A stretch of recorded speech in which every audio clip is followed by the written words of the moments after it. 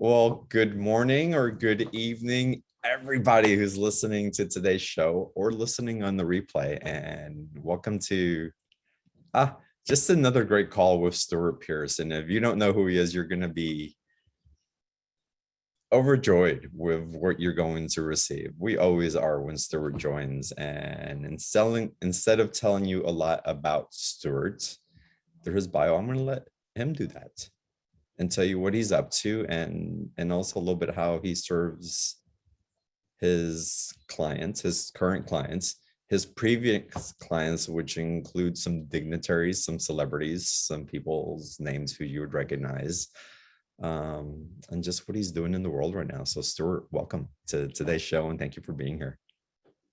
Yes. It's always namaste, John. It's always a pleasure to be here and seeing your smiling face. And thank you for bringing me back into your presence and back onto Beyond the Ordinary, and to all of your community. The quality of vibration that I am met with when I meet your community is always love-filled. And the joy and the grace that I experience is unique. And I just, firstly, I want to say two things. Thank you, everybody, for taking your souls so seriously. And thank you for doing the work. Yes. Your community, John, all of you, all of you out there, you do the work. You do the work. So it makes his job, my job, John's job, my job, and all the other extraordinary people that you meet, some of whom I know I've met because I'm a diligent student of John's wonderful Beyond the Ordinary show. So I make, who's he talking to now? Meg Benedict. Oh, that's lovely. And Sarah. Oh, so many of these wonderful people have been on my Deep Dialogue platform. So I really wanted to open with that. It's just always such a great joy. And, I really want you to hear that, because I do go elsewhere in the mind, body, spirit industry with other summit hosts, very few, but I never receive the same level of grace and the same level of spiritual excellence. So it touches me very deeply. That's a big compliment to everybody listening here. And I understand what you're saying. It's why I'm still doing this after almost 10 years. It's the community. And there's been a few times during those 9.5 years that I've asked Spirit, and I said, we've got to up level what we're bringing, because if we keep regurgitating the same thing, then I need to move on, because it's been said over and over and other people are saying it. And sure enough, Spirit, the angels bring in that echelon, and then some become staples that are consistent, like you, like Meg, like Sarah. And it just feels like family. So again, and you guys, and so many of y'all who've been listening, that I can't believe, I've been following you since 2012, 2013. It's like, wow, it's amazing. So it's part of that sorcery that I think we're going to talk about today. Yeah, I'm very, very thrilled about all of this, because, I hear you when you say, have we been here before? And of course, love is love is love is love, and joy is joy and joy is joy. But we also know that within the currency of what it is to be human on planet Earth, on planet terra firma, is that the love experience is always evolving, is always maturing, is always bettering itself, as is joy. So what's wonderful is that there you are with this stalwart, stable temple, or I say stable, so it sounds as though you're surrounded by a lot of wonderful, wonderful cattle. But, when I say stable, I mean a holding point, a temple of all of this crystalline energy, which is just constantly reminding us. And one of the great inputs, so to speak, within Angelic Sorcery is the way that we are being palpated by so much light from the galaxy at this time, as a result of the great shifts that are taking place, firstly within the galaxy, and secondly within our planet, and therefore thirdly within our bodies. The great shifts as a result of the cosmic portals that have opened. I mean, you know, the largest cosmic portal rather in relative history is what took place on the winter solstice, where in 2020, which was December the 22nd, this past year, when we moved from the Piscean age into the Aquarian age. So we're no longer dawning, John. I mean, you and I have lived for a number of years on this planet with, it is the dawning of the age of Aquarius. And actually, we're no longer dawning, we're there. And of course, as we all know, we look beyond ourselves into the outer world and we realize that there's a great deal of redefinition taking place. And whenever societal systems or organisms are being redefined, there's always a certain amount of chaos or hurly-burly, which for us as earth beings can be threatening or earth-shaking or disturbing or disorienting.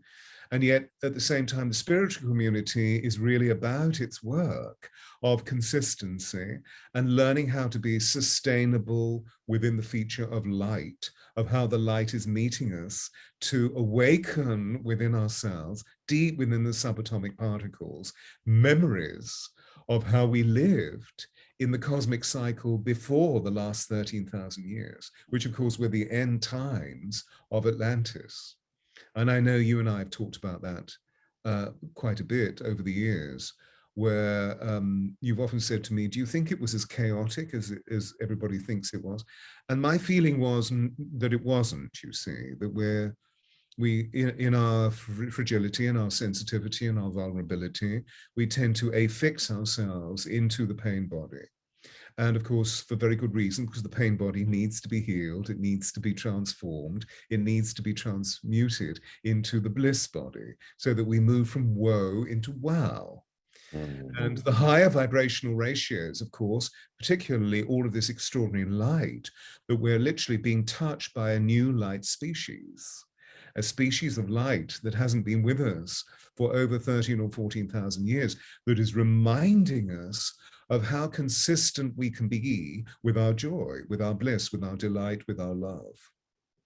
And so angelic sorcery is looking into the very nature of how we can become sorcerers, how we can constantly be in flow with the universe or with the cosmos through our breath, through our pulse, our heart pulse, through the consistency of our behavioral posturing, so that we always refurbish ourselves within divine composure and listen to the light and feel the light sensing itself through the whole of our biochemistry.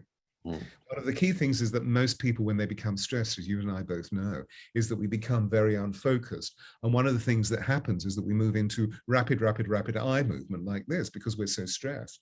And yet what I notice about you is that you're always very grounded and always very still and always very focused. You know, it's one of the great skills that I've been elicited to train actors over the years, because the whole core of the work of an actor, particularly on screen, is that he or she is completely focused. How do we physically attend to the intention? And then the eyes do it all. So the eyes don't constantly keep blinking. They keep seeing and focusing until we need to blink to recover. The point is, though, that when we do blink, we switch off.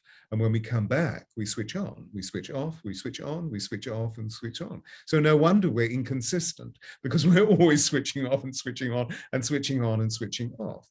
And of course, one of the great switchings off is sleep. And we begin to vision in a very, very different way. So I'm not talking about the power of sleep as an agent of recovery, where our cells are refurbished on a different level of consciousness. Although what's also interesting about sleep, we all know we need sleep. I'm sleeping less and less and less and less.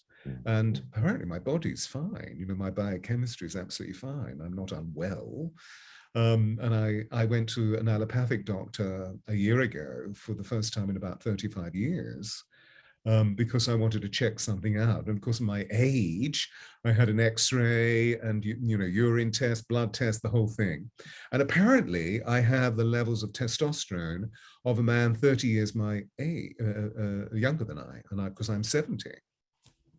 So I'm feeling, yay, okay, something's working, because I know I have the levels of energy that I've always had. However, back to Angelic Sorcery. And so it's really about being in flow, of becoming a flower, a flower or a flower of source energy. And the key way, as I was just instrumentalizing, is through our breath and through really being aware of the vital rhythms, the biorhythms within our breath and our pulse, and how we can steer our way forward so that there's always an ease, there's always a calm, there's always a flow. And that when we move out of flow, we automatically create resistance. And of course, resistance stops us from achieving what we want to achieve, which is to optimize our creativity full of love and joy, to live the greatest and the grandest vision of ourselves. Right. It's so beautifully illustrated, Stewart, in the way that you describe it. Thank you.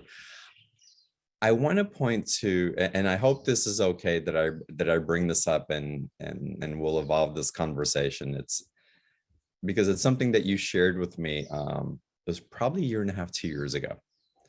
And this has to do with moving from the Aquarian age into the Piscean age and the flow.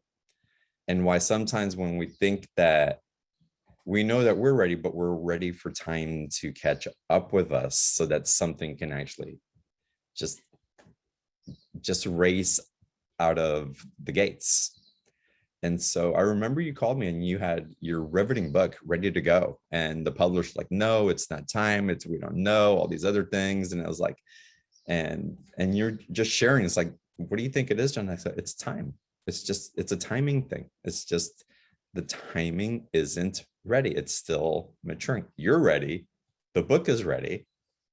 Now, having the time in between waiting for that to happen, do you wish it would have happened back then? Or are you so grateful that it's happening now?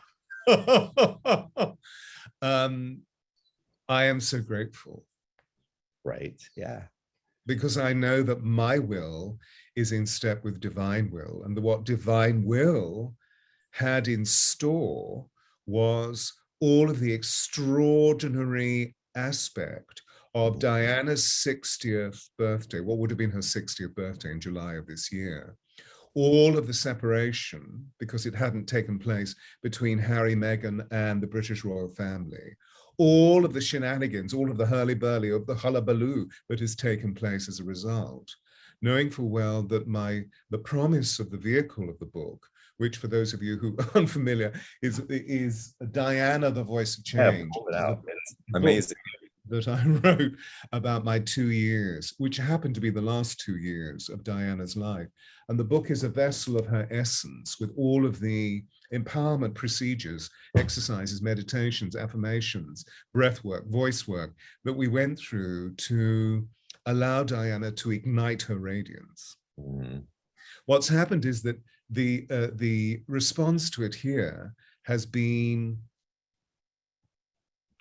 in the United States of America through June, July, August, September, and still I've given 70 press interviews. I've been on national TV 4 times via Zoom. And the opportunities that have come, I've met the most extraordinary people, because what they're saying is, can you be, Vanity Fair is saying, can you be our royal correspondent? And I'm thinking, what? Because they're asking me, what exactly is going on? Is there a rift between the two boys? Because there isn't a rift. It's something that's been created by the British press. And so what's happened is that a major New York publisher has come to me and said, do you have a second book? Well, of course, my immediate response was, yes, I do. And it will be about Diana's legacy. So I'm now researching that. Who do I wish to be part of the book? Because obviously, if I'm writing a book about Diana's legacy, about the continuing love, but 24 years after her death, we still feel that she's with us. It's extraordinary. The phenomenon is rich. And so I'm meeting some fascinating people who have not given interviews before. For example, just to whet everybody's appetite, because I'm so thrilled that I've met the priest who spent 6 hours in vigil with Diana's body on the night of her death. He's never given an interview before. And the extraordinary realization is that when he walked into the room to be with her body, to give her the last rites, this is a Roman Catholic priest, French Roman Catholic priest, he didn't know who it was. And then he discovered who he was with. And outside the room, he was in immense judgment of her, considering her to be superficial and irresponsible, A, to the royal family, B, to her children. And as he walked in, somebody gave him a copy of Le Monde, the great newspaper of France, and he opened it, and here was an article about Diana and all of her charitable endeavors, which she was completely unaware of. Her empathy as a statesperson of the world, started reading it, walked into the room, there she was. So actually, although he gave her the last rites, he went through renunciation of all of his judgment, of all of his guilt, of all of his shame. So her spirit was working. Anyway, isn't it extraordinary? It's extraordinary. And I love that. And I love the timing of how, even though we feel we're ripe, and so many of us feel like, but that thing's ready, but we've seen it, we've felt it, we're being really pushed into the deep end of the pool, but nobody's showing up yet. What's going on? And you're just a living example, and this in particular, of having the grace. And it's not that you just waited for things to happen. I mean, you persisted. You knew something was needing to evolve, was calling you forward, and here it is. It's landing in a way that I don't think the publicity would have been there in the same way. I don't think the way that you're presenting would have been the same way. It would have been more Aquarian agey instead of Piscean age in the way that the message is received. Thank you, John. That's a wonderful reminder. You know, and I have been helped hugely by the angels, by these 12 angels of light, this extraordinary communion, the angels of Atlantis that give us angelic sorcery for this particular meeting. But apropos what we're discussing, brought to me the most extraordinary cherub in New York City, who is my publicist, who is saying to me, Stewart, I have never experienced anything like this. I mean, he's a guy that's had some major contracts over the years. You know, originally worked for CBS. You know, was one of their leading bookers, one of their leading acquisition editors. You know, was used to dealing with very famous people. He said, I've never experienced. This is a phenomenon. What are you on? What is this? Everybody loves you. What is this? That's wonderful. And so I thank the heavens for bringing that. And so for everybody listening to the call who has their aspirations, or they're feeling that there's something else, like it's like life's right here at this level, and it's like, okay, it's okay here, or maybe it's not okay here. And I know that there's a graduation, that there's something else that there's a brass ring in front of me and I can't quite grab it. How is it that this concept of angelic sorcery, or not this concept, this energy of angelic sorcery can help them be in that state of allowing and knowing of grace, even though sometimes we're not so graceful in our impatience, and really allowing the magic of the unfoldment to leave us in wonder rather than in frustration? It's interesting, isn't it? Because, you know, the statement, I feel I'm lost, the statement, I feel I'm stuck, the statement, you know, the dear ones who come, who express this, I feel as though I should be going in a new direction, but I don't know what it is. These are wonderful realizations. They can be frustrating, but I feel they're wonderful realizations, because it means that we're in a portal of becoming. But it's also indicating, I feel, that we are holding energy from flow. And when we hold energy from flow, it's a resistance. If we're in flow, it's flow. But if we're not in flow, we're in a position of resistance. So it gives us an opportunity of being able to really hunker down into self and to ask, what is this point of resistance? I feel a resistance because I don't feel I'm ready. I don't feel I'm ready because I haven't actually got all of my writing, all of my projecting, all of my people, all of the money that I need for the project. I haven't got these things in order because I actually doubt whether I can do this or not. You doubt whether you can do this or not because I've always doubted myself. You've always doubted yourself because I didn't fit in when I was a child.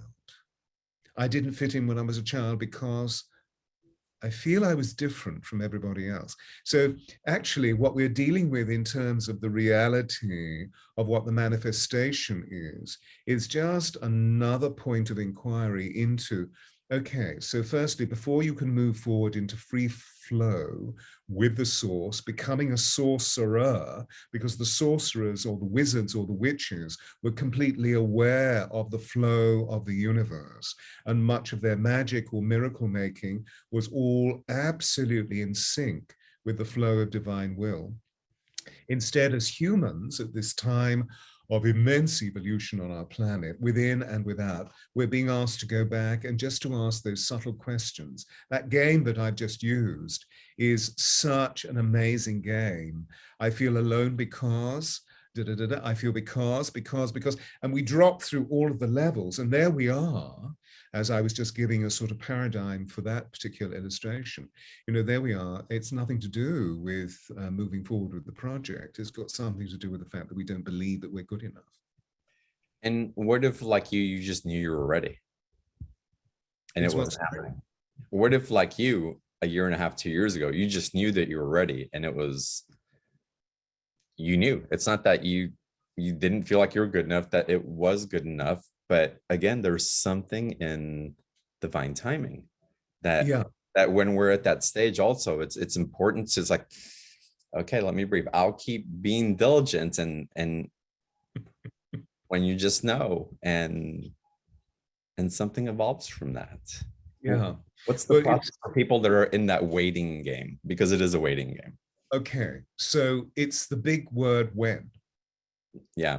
The waiting game. When. So I feel, you see, it's the divine giving us a very, very gentle test of, okay, so you want to create this project, and it's full of love, and it's full of excellence, and it's full of creativity, and it's full of beauty, and it's going to help thousands and thousands of people. Okay, so how intense is your love? How devoted is your love? How dedicated is your love? Oh, well, I'm really caught up in the egoic nature of the ambition or the aspiration, and I can see where I want it to take me. But yeah, the fiber of the absolute essence of my being still needs a little bit more musculature. Mm-hmm. And with age, I feel that we learn this, you see, because I'm totally impatient. And for many years ago, I castigated myself for being impatient. But now I know that it's because I was never taught what patience means, and that I'm a visionary. And when we're visionaries, I've been fortunate enough to meet lots of wonderful visionaries, both within our arena and also within the entertainment industry, the artistic arena, and with some of the great thought keepers and change makers and culture shakers of our times. You know, Margaret Thatcher was my first client, Anita Roddick, you know, Marianne Williamson, Princess Diana, all these people, just to mention, they're all ladies, interestingly. And there's a reason for that. That the visionary sees exactly what they want to create, but then often we have to wait for the when. And the patience aspect is the muscular, sustained, consistent visioning, so that visualization and manifestation are then, through time, the space-time continuum distorts, and the space gets smaller and smaller and smaller and smaller. And of course, what we actually receive through the effective realization of the vision is something infinitely greater than what we were visioning 2 years ago. And there's a refinement process in that pressure, in that waiting process. We refine ourselves, our motivations, we're reminded, where we get taken into, like you said, egoic constructs. And it's like, oh, it was like, or if that would have happened, would I have been ready to receive that level of that criticism would have come in? Had I been prepared for that type of onslaught of emotional discharge? And so I love that you brought it back into that. And again, keeping the vision, but as the vision, again, as that container gets closer, or as those threads get closer to one another, we are being worked on, we are being refined, we are getting to know ourselves in ways that we wouldn't have. And it's funny, and we think that we create these things for other people, and we do. You created that book for the transmission and the codes and the information to be shared with millions around the world. But don't you think that you actually created it for you first? Yes. Oh, yes. It was an expiation, you know, Yeah. because for me, the act of writing, I'm not a writer, I'm a speaker. So to write a book is something, you know, I first started writing at the beginning of this 21st century, and I've developed the muscle of what it is to organize a book. And I feel that the 6 books that I've written, that this one is probably the best. Mm. And there's still fine tuning that I want to do, but then that will go on forever because we're part of an infinitely unfolding creative possibility full of love and joy. But I believe, you know, fundamentally that the vision is held within the mental body, and it's the construct of thought creates reality, which we know we need to get clear with our thinking. And most of us are very muddled in our thinking or confused in our thinking. And so we need to get clear. We need to find stillness in our thinking so that we can focus and discern. The difficulty with our thinking is that we've been bombarded by judgment rather than discernment through doing. We're all being tested. Can you do this? Can you do this? And of course, most of the time we're not doing what we could be doing because they say so rather than we say so. So there is all of that. And I think we're gradually beginning to understand that the promise that the secret gave us at the beginning of this century, which was thought creates reality, will only function if we really back it up with feeling is the process that actualizes the manifestation. It's not the thinking.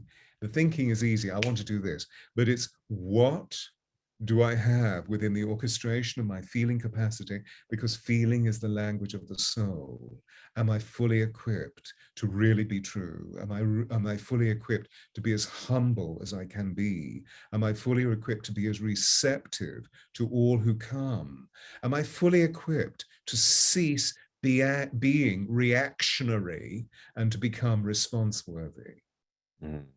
Beautiful, beautiful. And how has your connection to the angelic realms helped you to refine that also? Because we're talking about very linear constructs right now, very human, and you have this connection that you're very conscious of to the angelics, to the guidance, and a willingness to be in partnership with those realms. So how has that shaped what you've been creating, and also how you've been helping your clients?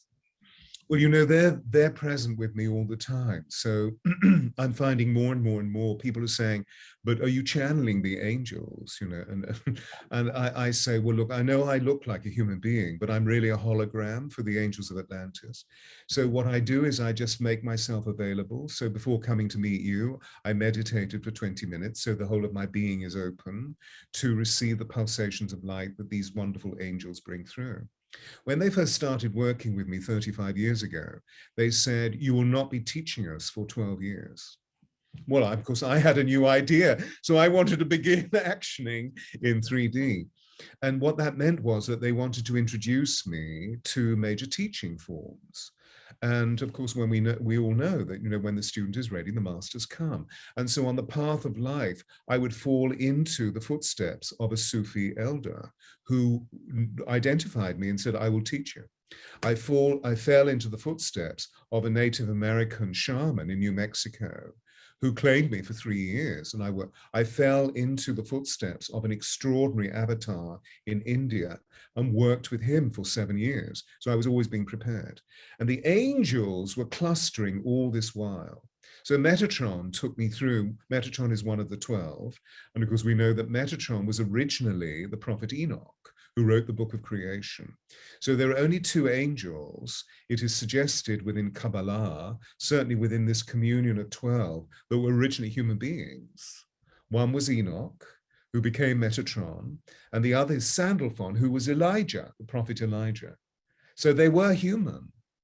And Metatron said, no, no, no, no, no, I want to teach you, I want to teach you. And so for 3 weeks would appear in the middle of the night, wake me up, and I would be, okay, now what do you want me to do? Meditate, make tea, write a book, be still, just be still, Stewart, because I'm busy.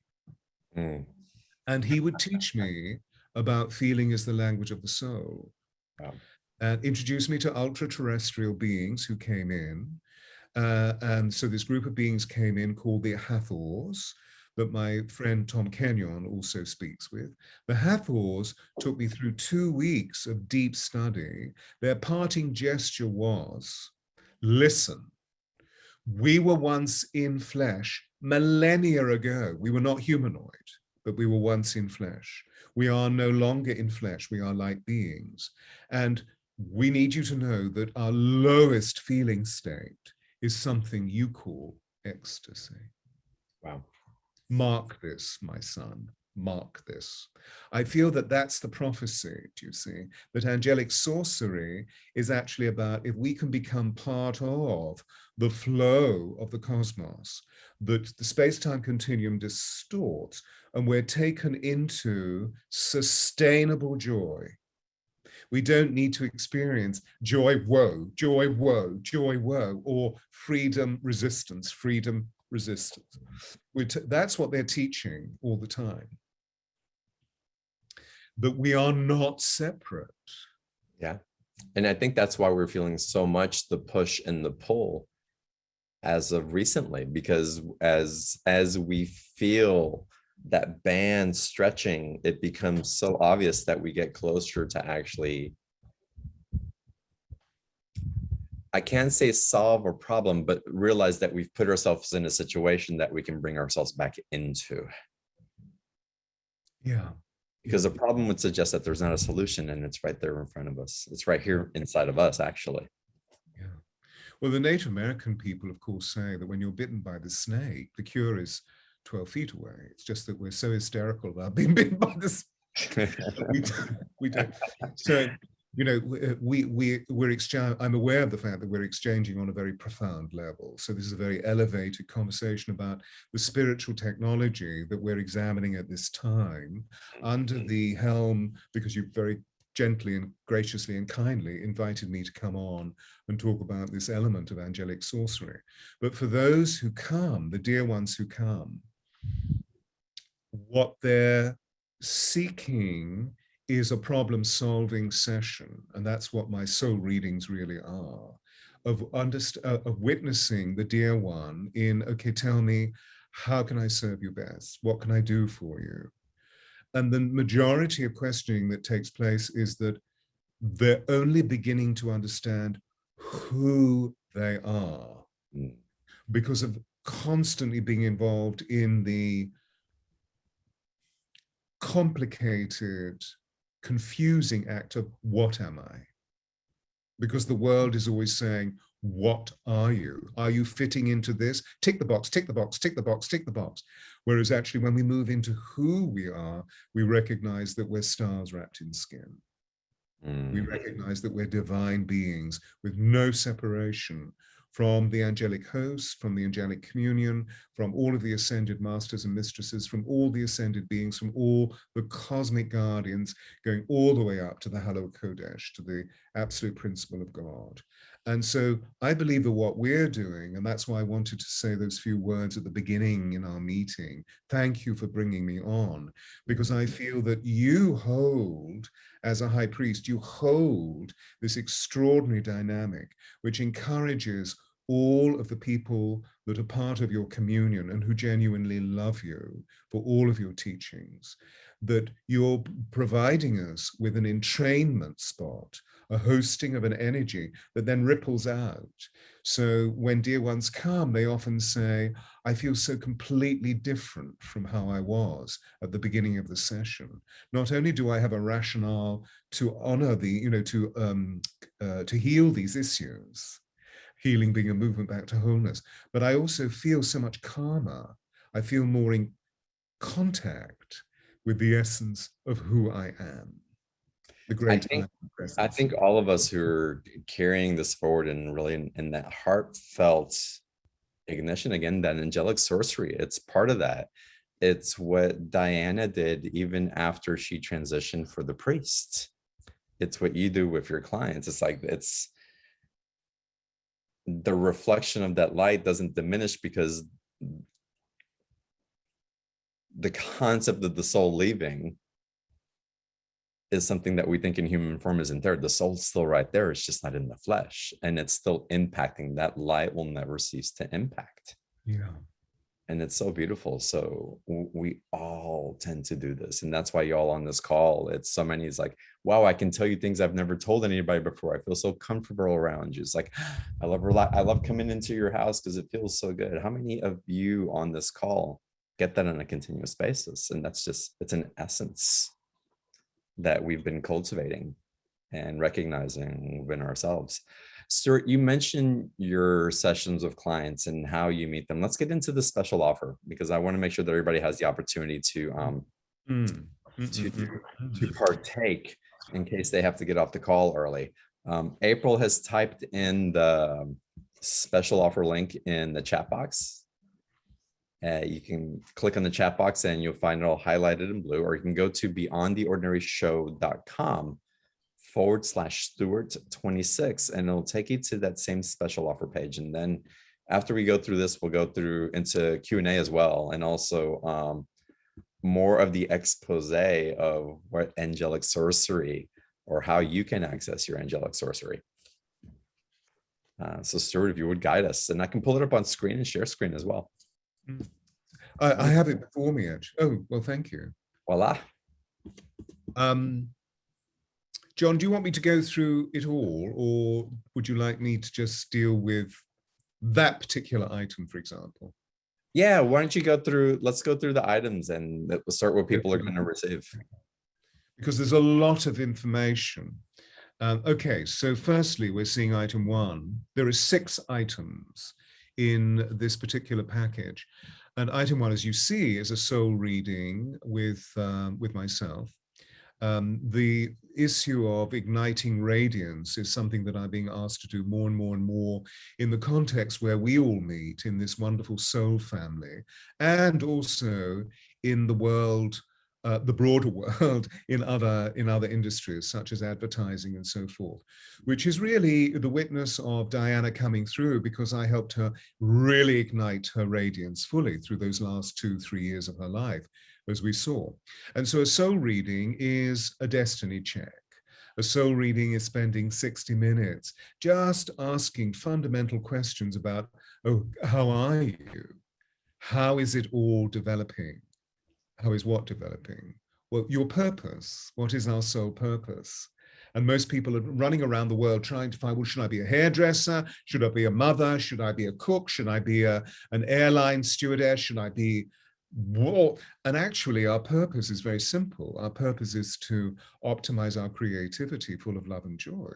So it means that we can actually engage with so many different things. You know, I'm living my 7th incarnation in this one incarnation, that I started off as an actor, becoming the greatest actor of the 20th century. Ha, ha, ha, ha. I mean, the universe had a completely different idea for me. And here I am, sitting having this wonderful conversation with John and all of you beautiful people out there. So a soul reading is looking into all of the integers, all of the parts of how you can get out of your way and allow flow and sorcery to carry you into the richness of fulfilling your purpose, which is to optimize your creativity full of love and joy, so that everything you do is a pulsation of ecstasy. Everything that you do is filled with delight. And automatically, of course, once this happens, we see the world responds, the universe responds.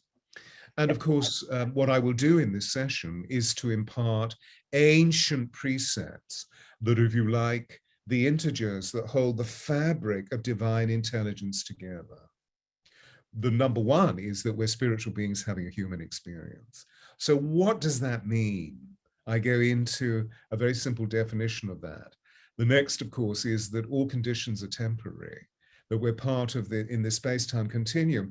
We keep moving, we keep moving. So if you are in pain, if you are in dis-ease, if you are disoriented, if you are lost, it may feel terminal because the acuteness of the drama of what we're feeling, which fundamentally the soul is not feeling, it's only the human that's feeling it, but it will pass, and that we move into the next expression of becoming, and magic and miracles happen. So my job, if you like, is to help the individual define what their purpose is, how to live the greatest dream, and then to heal any of the transformatives that need to be moved back into harmony and coherence.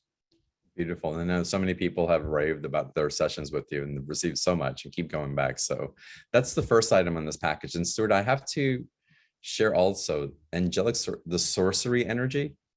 I've been getting over the last month so much information, and it just serendipitously shows up with Merlin, with other sorcerers, with the Jinn energy, the genie energy coming in. It's like that magic, that creation energy is surrounding me, and I believe surrounding all of us in ways that we haven't had the conscious experience of the relationship that's possible with it. And so something tremendously is evolving as far as that space in the multiverse that now we are having a more intimate connection with. Yeah. So. And what's wonderful, one of our almost congenital connections on spirit level, all of these things that you've mentioned, they're all part of the living essence of my spiritual lineage. So for example, Merlin energy, we know the incarnation of Merlin today as Saint Germain. This is my master, and has been my master for 45 years, who led me to meet the angels in 1987, the 12 angels of Atlantis. The genie or the jinn, well, the jinn, of course, we know in Arabic means spirit, and often naughty spirit. And having experienced one or two really cantankerous spirits through all of my journeys through the Middle East, you know, having been a pilgrim in Egypt for 50 years, they can be really, really difficult. But the genie, you know, in the Renaissance, the Italian Renaissance particularly, the great belief was that we all had a guardian angel who would be here. And the guardian angel was called the genie, because it was the guardian angel, the genie, who gave you genius. So, hey, everybody, if you want to become a genius mother, a genius daughter, a genius teacher, a genius student, a genius, whatever it may be, lean into your guardian angel. It's your guardian angel who does it all for you. We're merely vessels through which the inspirational wisdom of the divine pours, through which the angel pours. So Michelangelo didn't believe that he painted the Sistine Chapel. He believed that he was merely a vessel through which the genius of the genie, messenger of God, I think it was Abraham Lincoln who called them the cosmic guardians, which was then latterly picked up by Dr. Martin Luther King Jr.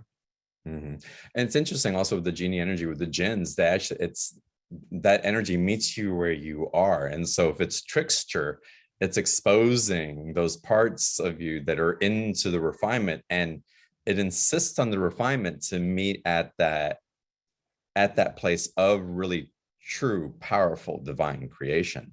And so it will play havoc. But that's so beautiful, John. Yeah. You see, I mean, you're so wise. The insistence of refinement. I love it, you see. So if we are the master mistress of our own destiny, that what we have many stories to show us that even though there may be disincarnate spirits who are very naughty, that they actually come to serve us.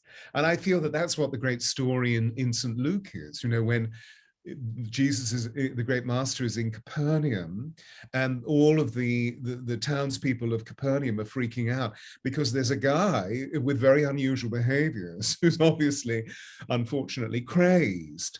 And they say to him, Master, Master, can you sort it out? And of course, nobody's had the wit to go to the man and say what Jesus says, which is, who are you? Mm.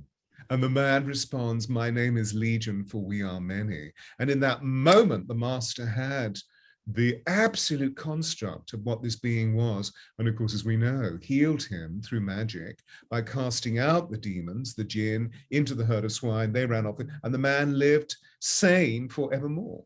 Amazing. So I feel that, the insistence of refinement is what we're being about. What we need to do is detach, feel stillness, and observe whenever we're in crisis. And of course, at the moment, there's a lot of crises, isn't there? And readings with you, the sessions with you, really, they compel us into that refinement. They show us who we are. They ask what or how is inside of us, and they get expelled through being witnessed, or they get integrated as part of a soul aspect that is us that had forgotten or didn't come along for the rest of the ride of our expanding journey. Yeah. So it's beautiful.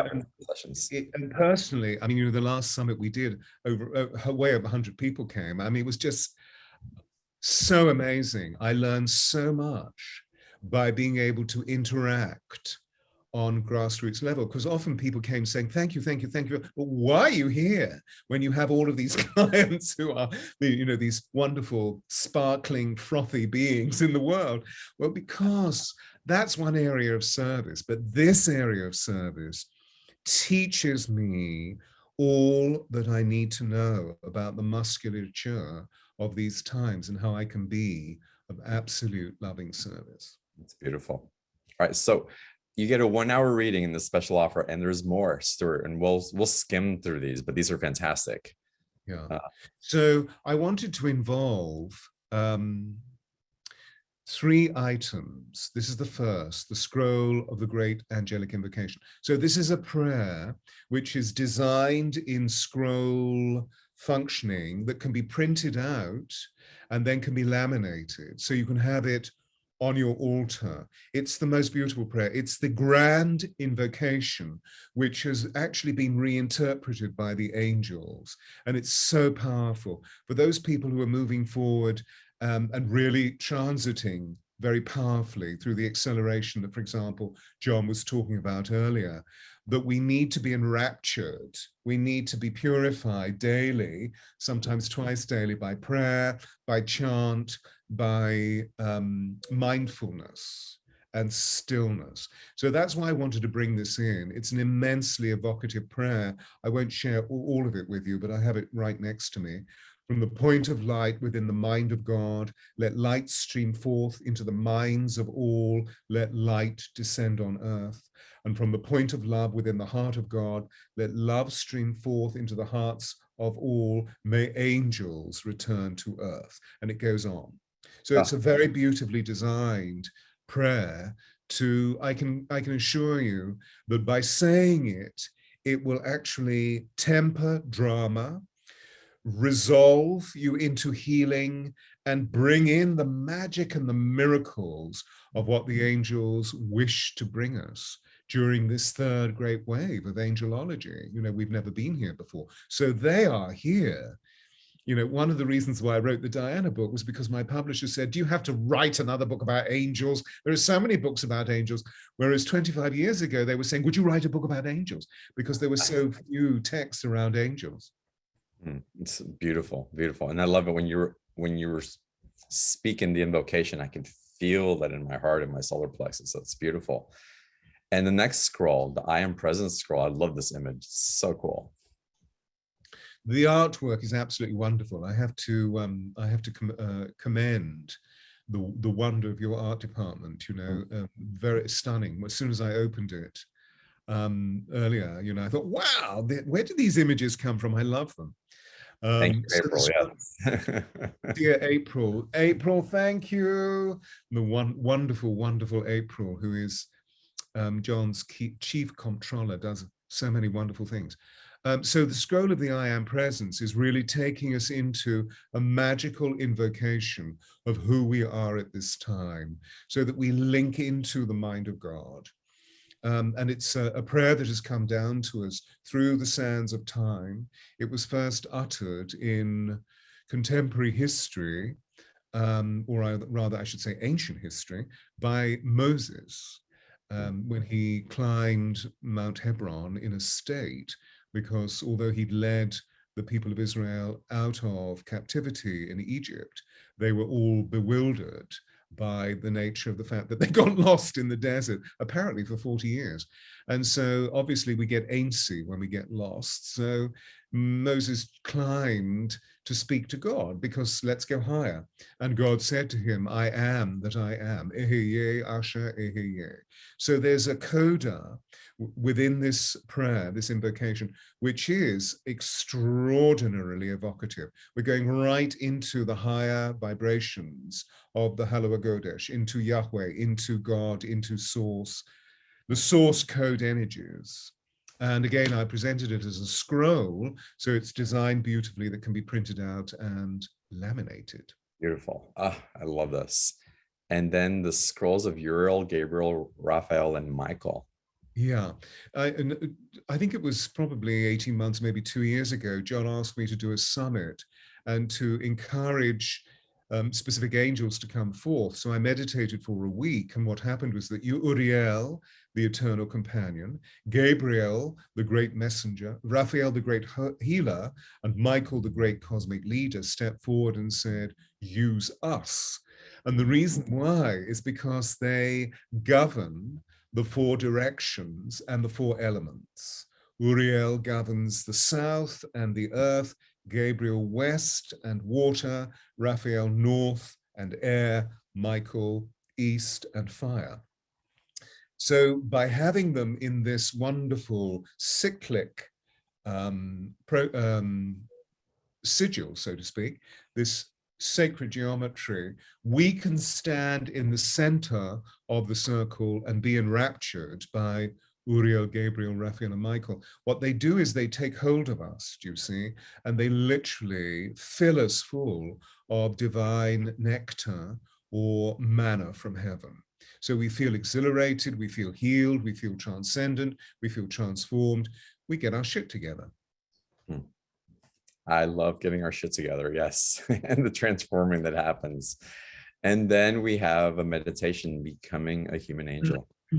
So the last 2 items, this particular item called Becoming a Human Angel, is a meditation, recorded meditation, video meditation of my voice taking us through a very, very powerful process that awakens subatomic particles, that awakens the whole of our biochemistry, so that we can feel ourselves being amplified in the uniqueness of our destiny, meaning that we feel ourselves being lit up by angelic aid, so that we really become the shining one, the radiant ones, that is our destiny, moving from Homo sapien into Homo noeticus, moving from intelligence into wisdom, moving into Homo luminous, which is the next evolutionary stage, which many of us are experiencing because we're learning about the light body and how we have over 100 trillion cells in our bodies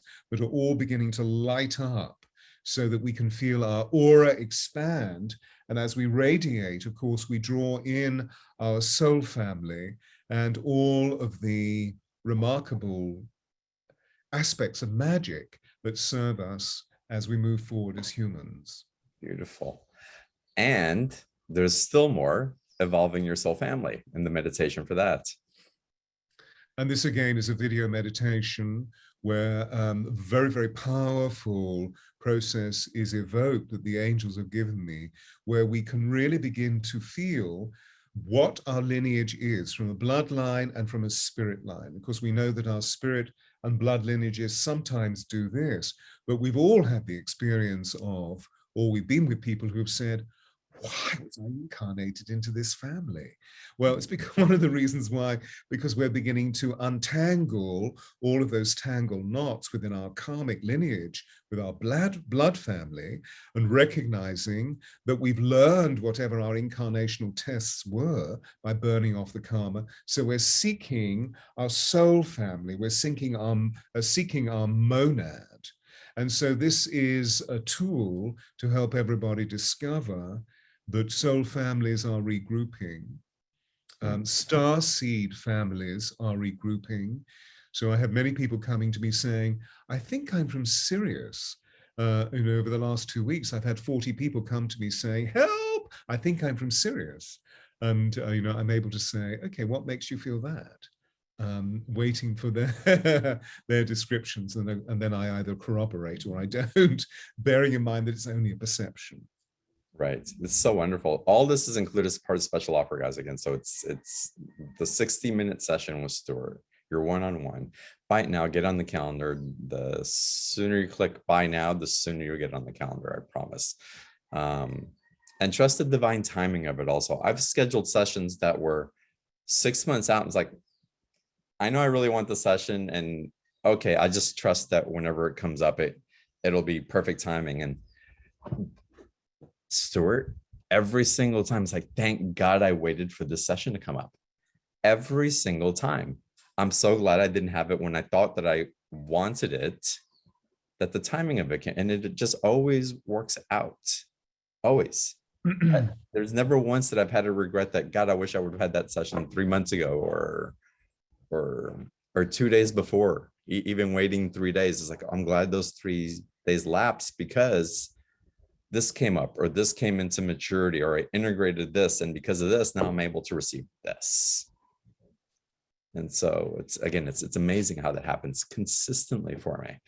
So again, y'all, you get the session, and you get these other items, these scrolls that you can start practicing with, putting on your altars, having communication and relationship with, to prime you, to uplift you, to have you remembering. And all this is $197, which again, the session with Stewart alone is worth much more than that.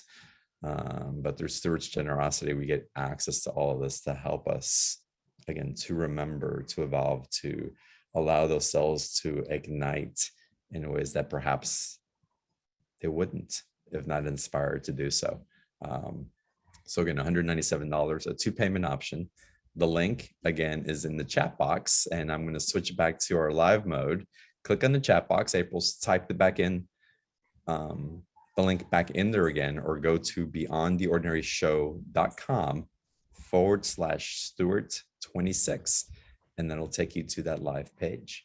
And Stewart, what I'd love to do now is start getting into live callers. If you're love to, and thank you for all of that, John. That was amazing. Absolutely. It's amazing that you brought this in. If you guys want to ask or ladies, if you want to ask your personal question, raise your hand, and we'll try to go through questions here. There you guys go. Let's see who's joining us. And Stewart, tell us something about the cards that you're shuffling and why. Well, I was jokingly saying, but also meaningfully saying, that I'm a hologram for the angels. So I feel that wherever I go, the angels are steering me into this moment of creation, this holy instant.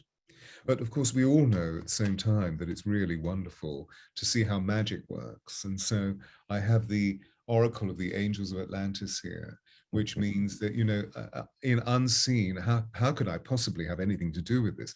We're just going to choose a card for whomever wishes to come forth. All right, well, let's go over our first caller. And how about we start with Char. Char, we're going to have to get you to sit down because I just chose you. If you can unmute yourself, that'd be wonderful. Again? There Got we it. go. Hi. Okay, I was just The show. trying to get the light to be a little bit better, but it's a gray day here in Minnesota. Oh, anyway. Hello. Hello, Stewart. Lovely to see you. I wanted to say that I have the deepest respect for both of you, and each of you has done my heart so much good, and I feel in a communion of true love that is such a necessary ingredient to keep us all sane right now. And that's kind of what my question is about. I would like to understand love more fully. I have a question about the love as it's portrayed in the Piscean age was so based in self-sacrifice, and the idea of sainthood being that one puts one's own self and one's needs at the mercy of others who are more in need. That was a very important road. And now that we've entered the Aquarian age, and my understanding of Aquarius is that it has a greater emphasis on the whole, the whole of a communion, or a community. And I wonder how self-love and understanding what that is fits in with how to serve the greater good for everybody. Does that make sense? Yeah, Take it away. I've woven my way through the wonder of what you've just revealed. You see, the Piscean love that I feel you're describing is the love that is all about conditions and is associated, therefore, with an egoic statement, even though we appear that we're being vessels of service. I learned this through my own father, who was a royal servant, who served to his hilt, but served through neuroses, which meant that he was a workaholic who would never stop. In other words, there's a wonderful line in T.S. Eliot's Ash Wednesday, God, teach us to care and not to care. Do you see? The egoic statement is, I am not worthy, so I'm going to pour myself into this and become a martyr, and everybody's going to love me for my martyrdom. Except what it did was to kill him at the age of 55 from a huge coronary thrombosis. Do you see? In other words, the flow of loving is not part of the giving and receiving. It's just giving out of neuroses. And therefore, we never, ever, ever feel the unconditionality of the divine really fulfilling us. It's always egoic despair. Oh. This age is all about unconditional love. Right. This age is about, I can only be the vessel of love and the vessel of divine service if I myself am whole, which is really what healing means, a movement back to wholeness. So if I actually commit myself to 10 compassionate acts a day, that doesn't mean to say that I run in front of cars or disturb my body on some level. It means that I actually equip myself to be as compassionately loving as I can. Automatically, we see a radiation of love coming back to us, even if it's just the smile of a beautiful child. That's a blessing because we're seeing the face of God in the child. That will inform, that will infuse, and automatically that will move us to an even greater frothing vibration of what our love is all about. But there's no ego involved. It's just give and receive.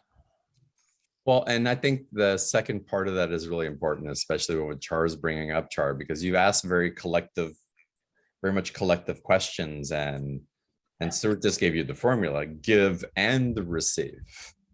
And so the practice of receiving the smile, the practice of receiving the reciprocation of the compassion is equally as important and as necessary for the evolvement of the human consciousness as you desire it in your heart through your question, which means you also desire it in your heart for yourself. So how beautiful.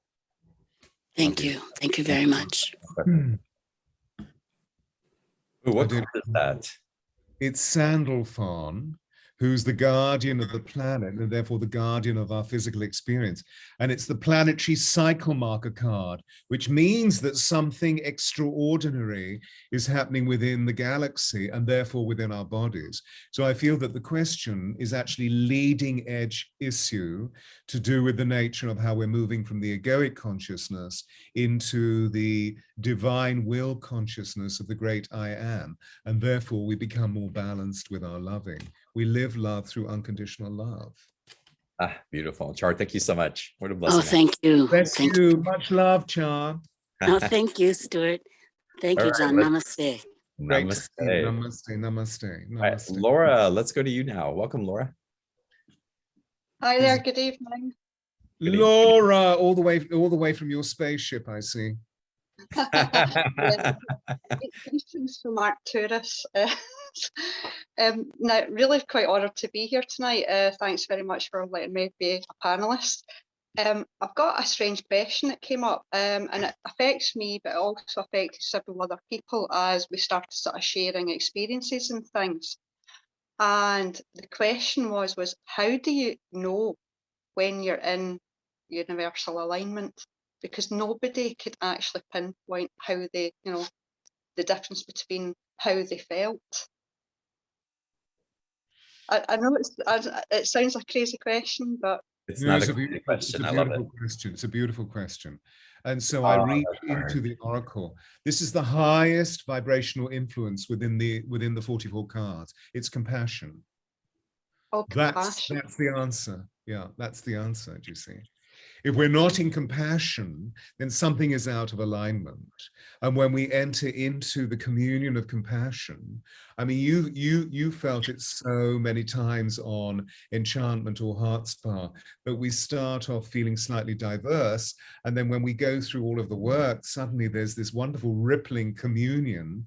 And there is no doubt about what we were experiencing before. That was just something in the past.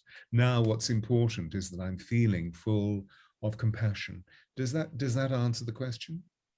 To a certain extent, yeah. I'm To a actually certain extent. Well, I want to ask this, Laura, and stay on because Stewart, define compassion, because people have versions of compassion. I feel sorry for someone, or I'm holding something for someone else, and there's nothing, and it's so much more than that. Yeah. It's so broad. It's what, darling? It's so broad. Okay. So what John's just uttered is sentimental love, meaning that we love out of an uncertain sense of self. There you go. Whereas compassion is that bold, brave statement of, I don't know what you're going to do with this, but I just simply need to say, I think you're the most extraordinary human being that I've ever encountered. You see, it's non-manipulative. Yeah, totally. But I'm trying to sort of gauge it in my own life, but I'm also trying to gauge it in other people's lives, as they've actually come forward and said, oh, I'm really struggling with this idea too. Well, I feel, again, I feel define it within self, my darling, and live it within self. And they will stop asking the question because they'll feel it in you. You'll radiate it, do you see? And thank you, Stewart. That's where I was heading to. It's like, it's the experience within yourself that vibrates it out, not your experience of what everybody else interprets as a collective agreement, because we're not all going to be in collective agreement because of our individuated experiences. So let it go. Let it go and be you. Be you, beautiful, and allow it to flow through you. Okay, that's great. Thanks very much. Thank you. And so you're on the verge of, you're in a portal of an extraordinary shift of consciousness, you see.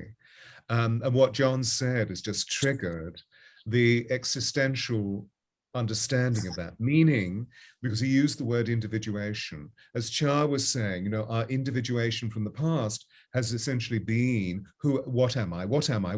Now what we're doing is that we're individuating in relation to the all that is and shall be forevermore. And so you'll be filled with such incandescent love that you will be rippling all the way through you and saying, hey, what's the problem, everybody?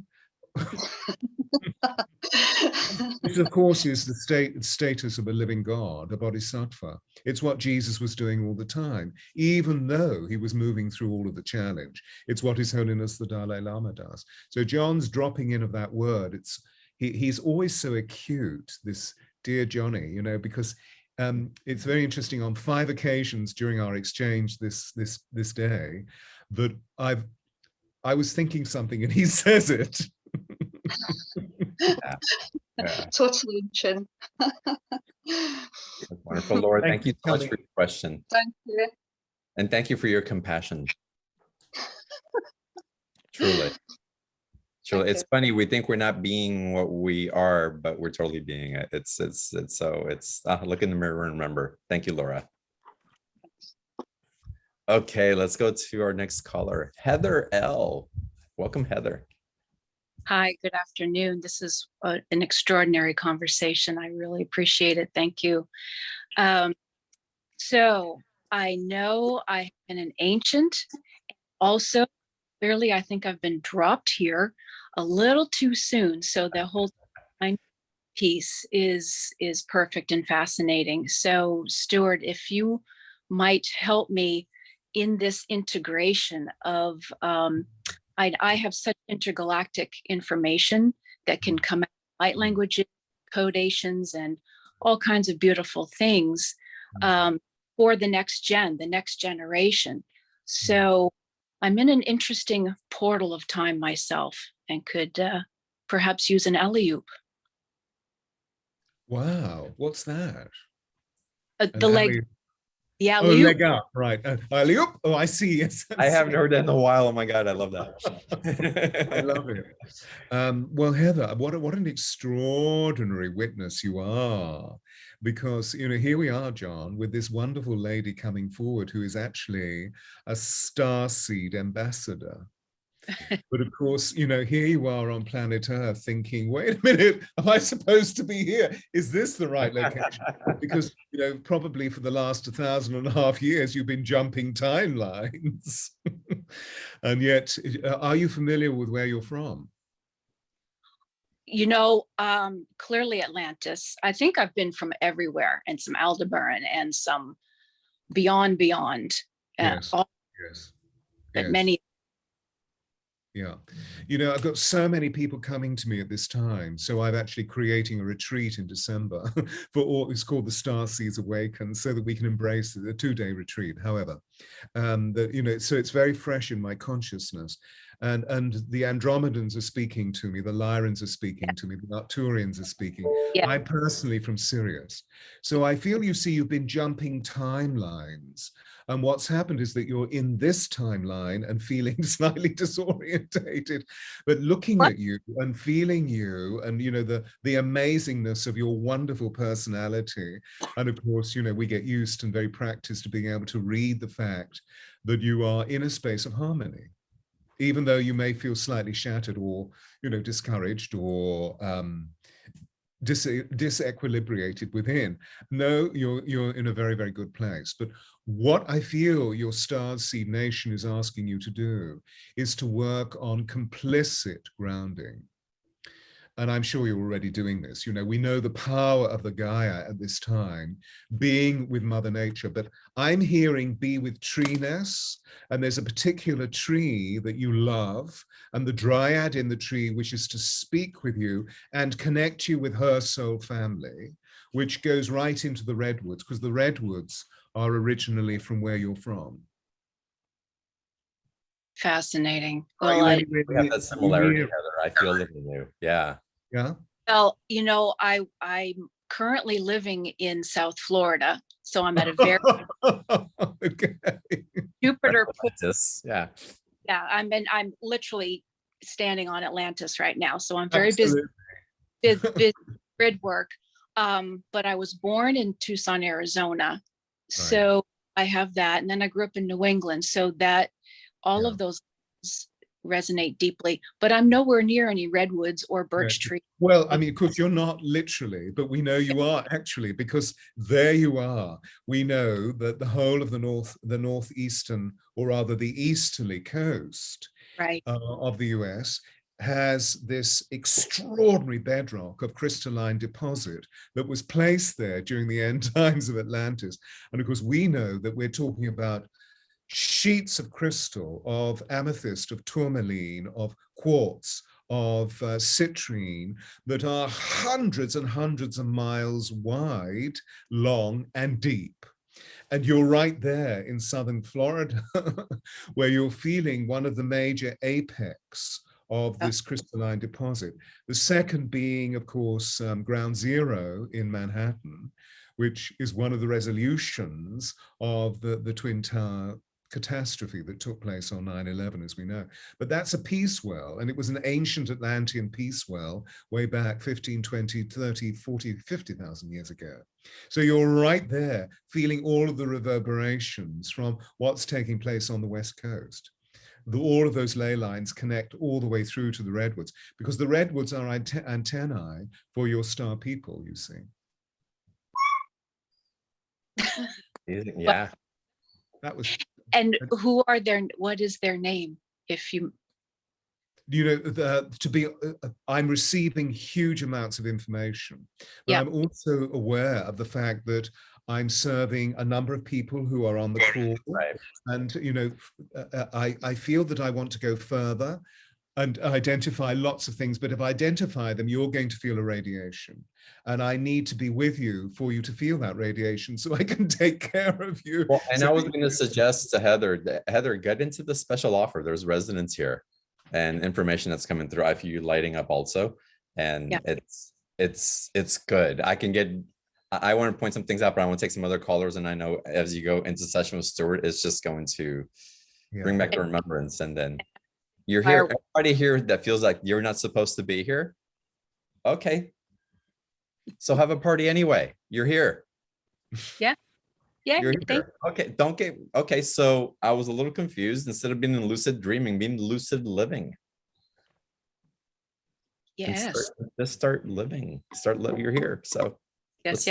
Let's stop trying to rationalize why we're here, and let's start doing something with it, because you are. Thank you, Heather. Definitely the special offer, y'all. April, will you post it in the chat box one more time to make it easy to find? Again, it includes the scrolls, it includes the bonus meditations, and 60 minutes with Stewart. I highly recommend it. Dive into it. Again, the link's in the chat box, or go to beyondtheordinaryshow.com/Stewart26. Take you to that same page. Stewart, let's open up to Elizabeth. Elizabeth, welcome to the call. Aloha, John. Aloha. Aloha. I don't know if you remember me, John, from Denver and Maryland and Aspen, my apartment. And I sure do. Yes. Nice to see you. Nice to see you. Wow. Oh, wow. So I thought it was really interesting. I don't purchase the special offers very often. This is kind of not my thing, but I did, and I will see you tomorrow, Stewart. Already booked and scheduled. Feel very guided to work with you, and we go from Atlantis to Lemuria. I'm now living in Hawaii, and I've been now brought to the Big Island. So I've been doing lots of work, and I feel that my biggest question for the community that I would ask, because I'm having my session tomorrow, so I don't need to be personal as much. But I feel this, this quote unquote ascension, which obviously is not physically, but I feel that it is. I was guided and showed this past week this elevation that we are all that have chosen and are choosing to be elevated off of the planet, and so to a point that I've been having. I went through a round of almost a depression and fatigue, and I'm sure a lot of people are feeling that. The separation from source, you know, the original source, and yes, we've been to many planets. I resonate really strongly with Lyra, and blue-eyed Syrians is who come through for me. One of my major questions is asking who the Avants are. They're new energy that have been coming in for me. And sorry. Decline. But I feel that I'd love to hear your what comes through for you on this ascension value and separation from source, but the reconnecting to source. And even though we are source, it's that disconnect that's been going on for us, and the misalignment that came in a couple of weeks ago, and realigning ourselves to that energetic value that they're bringing through for us. It's a wonderful question, and it's multifaceted. But my response is that I believe that we're here for descension and not ascension. But that's controversial, meaning that, of course, we know that we're all engaged in an accelerated process of ascension because we're human beings, Homo sapien, on the Gaia, which is also moving through its own essential process. And we're surrounded by a galactic intelligence that is also going through its ascension process. But why are we here? I believe that we're here because we're here to make flesh divine. In the beginning was the Word, and the Word was made flesh and dwelt among us, full of grace and truth. That's why sound is so crucial. And I've worked with sound, you know, professionally, whether it be as a healer or as an actor or as a coach all my life. That by using sound, we can actually bring all of the accelerated light species that are speaking to us on in this photon belt, which we haven't seen for 15,000 years, that is now here. And that's why we're feeling really uncentered, disoriented, depressed, unwell, I had my own spate this afternoon and had to take myself off into nature and really talk myself into, because something came up that was problematic, and it dented my field and really started eating off the inner core of me. So I needed to repel it and then get myself back into center so that I could feel the joy source that I know I am. And that being human is not always endorsed, so to speak. So if we can sound, if we can draw the sound all the way through, we're drawing light through, because the way that light downloads is light into color, into sound, into matter. That if we can draw all of this energy down, principally by chanting, because chant really explores sustained breath, sustained pranayama intervention, and the sound begins to ground us because we bring all of our harmonic, all of our organic fiber into harmony. So for example, if you post this call, if you were to spend just 10 or 15 minutes chanting,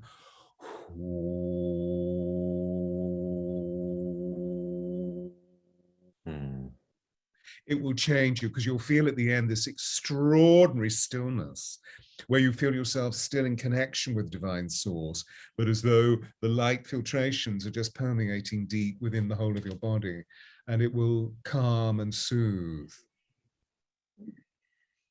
Well, that's ironic, because one of the things that's coming through for the last 8 months or so, I'm guessing, I've been toning, and to a point that I hear the tone kind of, but it just comes through now. And sometimes I'll bring 3 or 5, or it really depends. But it's kind of where I'm going with healing, doing a lot of healing with toning. So tomorrow I'd love to talk to you about microphones, if you can shed some light on phone and microphones. And in scheduling my call, by the way, I didn't see a link. Do you call me or do I call you? Is there a Zoom or question on that? There will be a program that is an automatic program that you will be sent from John's office by darling April, and it will be a package of where you need to, well, you've already booked your call. Yeah, and so I didn't see on the email that came for my booking, because I am tomorrow. which Do me I'm a favor, thrilled Elizabeth. about. Hey, Elizabeth, do me a favor. Email April at beyondtheordinaryshow.com and we'll take care of that housekeeping. Okay, great. She'll be quick to respond to you Thank you. there. Yeah. And so thank you for the toning and the information on sound. I think it's really powerful. I look forward to seeing you tomorrow. Yeah. Well, what also comes up in this ascension descension conversation, and Stewart, your beautiful example again, your embodiment of what's possible is that when we recognize it, it doesn't sit in the field the broken for very long. When we bring in these conscious tools, our love, our compassion to it, like Stewart did for himself. He brought in, going back to our other caller, he brought in compassion to clear his field, to heal himself from this obtrusion. And it's happening so much more quickly.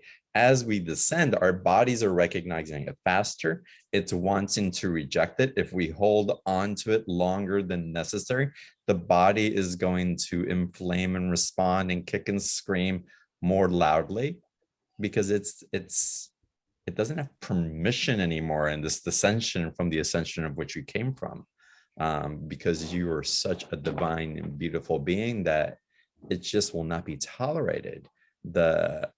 The angels, Metatron coming in, Michael coming in, it's like, no. Yeah. Speak more about that, Stewart. That's a beautiful point, John. Thank you for uttering that. You know, that all we need to do is we know that names are powerful symbols. That, you know, it says at the beginning of Genesis, and God compelled Adam to go and name everything in the garden. That when we've named something, it has identity. That tree is tree and stone is stone, and John is John and Stewart is Stewart, blah, blah, blah. But what also is interesting is that they have huge power within them. So if we can call in the angel, if we can call in Metatron, call in Michael, and if people are listening into the call and they're thinking, but who are these angels? Then all they have to do is go to theangelsofAtlantis.com, and there they all are. Or we can just, you know, look at this oracle, which is also an app, and just go, oh, okay, again, I get the same card. Look, Sandalphon, the guardian of the planet, but also the guardian of our physical experience. Now, Sandalphon is one of two angels. Metatron is the other. Sandalphon means twin brother of Metatron. Sandalphon was the prophet Elijah. So Sandalphon knows what it is to be human, even if he lived thousands of years ago. So it's interesting that he should come in and say, call my name and I will be with you. And any diffusion of light force, you know, the purest light force, that excellence of refinement will be immediately dispelled. Beautiful. Elizabeth, thank you so much for calling in. I'm excited for your session tomorrow. Thank Enjoy. you. Yes. I'm excited. Can't wait. Blessings to you. Lovely to meet you. Sir, it's always wonderful being with you. Are there any final words of just love that you want to emit out for everybody that's listening here live and on the replays? I'm so excited by the conversation, John. I just want to thank you and everybody for being here. I do, because this keeps burning through my consciousness. I mean, this is always so stimulating. So there are many thoughts and feelings, but I have this one little story that I feel will encapsulate so much of what we're talking about. That in the beginning of creation, the Holy One, the great divine one, made a statue of clay in his or her own image. We used to say his image, but his or her own image, and asked the soul to enter the statue of clay. And the soul refused, because the soul was free in its own ubiquity to be wherever and to be whatever it wished to be. Unthwarted, the divine one asked the angels to sing a seraphic chorus. And the soul was so enchanted by this chorus that the soul agreed to enter the statue of clay. And so began Adam Cadman, the original man, woman. So we have an encapsulation in our divine blueprint of the sound of the angels. And by asking Sandalphon, Michael to come in, we're actually connecting with their chromatic, with their harmonic resonance. And they will come in immediately and serve us in the way that we want them to. I mean, they're hugely powerful thoughts of God, cosmic guardians. So please call them in. Please call them in. Well, thank you for listening to us calling you in and for being on this amazing call this morning here in Hawaii. Anyway, what a gift it has been to be with you and with all of y'all on Bless the call. everybody. I feel so blessed to be in the presence of this energy. So yeah, namaste. Namaste. John, thank you so much. Brother, I love you. Thank you so much. And I look forward to talking to you again soon. Bless you. Everybody have a great day. Oh, bye. The replay, y'all. The replay will go out later in an email. Replays are always on beyondtheordinaryshow.com/replay. And of course, Stewart's special offer. The link's in the chat box. We're about to end the call. So you can also go to beyondtheordinaryshow.com/Stewart26, and it'll take you to that same page. And with that, again, just blessings to everybody. And I look forward to seeing you on the next call. Bye. Farewell.